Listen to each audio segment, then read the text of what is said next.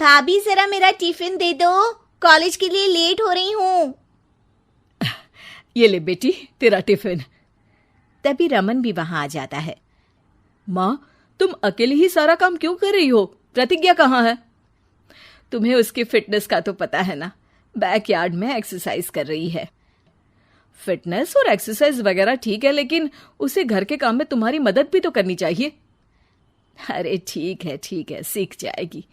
जब तक मैं हूं तुम्हें किस बात की फिक्र? हाँ। इसके बाद रमन और उसकी बहन दोनों घर से निकल जाते हैं और सास घर के कामों में व्यस्त हो जाती है। वहीं दूसरी तरफ प्रतिज्ञा अपनी एक्सरसाइज पूरी करके थकी हुई गार्डन में ही बैठ जाती है। आज तो पूरे 2.5 घंटे एक्सरसाइज कर ली। Now I am tired.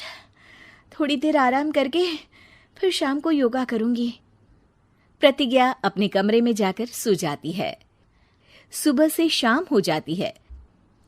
Raman और रेखा भी घर वापस आ जाते हैं, पर प्रतिज्ञा अभी तक कमरे से बाहर नहीं निकलती, जिस पर एक बार फिर अपनी माँ को अकेले काम करते हुए देखकर रमन उनसे कहता है, माँ, तुम हर समय अकेले काम में लगी रहती हो।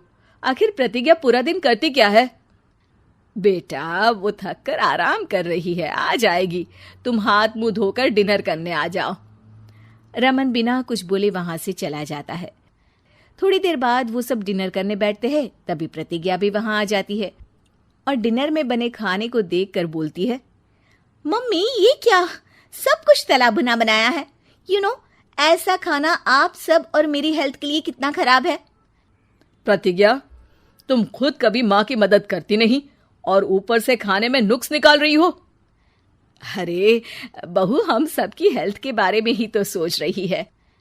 बहू, मुझे ना वो डाइट वाला और बिना घी तेल का खाना बनाना आता नहीं। कुछ नहीं होता मम्मी, वो भाभी बना लेगी। आखिर इतनी फिटनेस फ्रीक है, डाइट फूड बनाना भी जरूर आता होगा। वो सब डिनर करके सोने चले जाते हैं। अगली सुबह फिर हमेशा की तरह प्रतिज्ञा अपनी एक्सरसाइज और योगा करने लगती है और उसकी सास घर का सारा काम, जिसे करते हुए अचानक उनकी तबीयत खराब हो जाती है और सीने में दर्द शुरू हो जाता है। मर गई बहू। रमन, अरे कोई तो सुनो।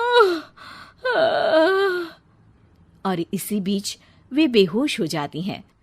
सास की आवाज सुनकर प्रतिज्ञा और उसका पति भागते हुए रसोई में आते हैं, जिसके बाद उन्हें लेकर अस्पताल जाते हैं।